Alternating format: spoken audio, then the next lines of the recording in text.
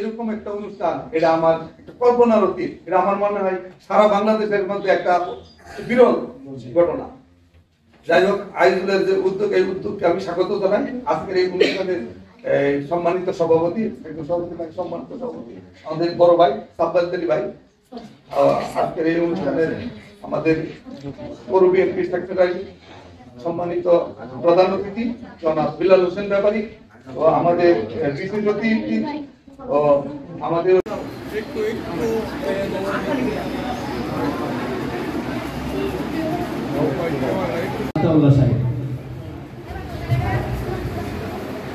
প্রত্যেকে দরুদ পড়ি আল্লাহুম্মা সাল্লি আলা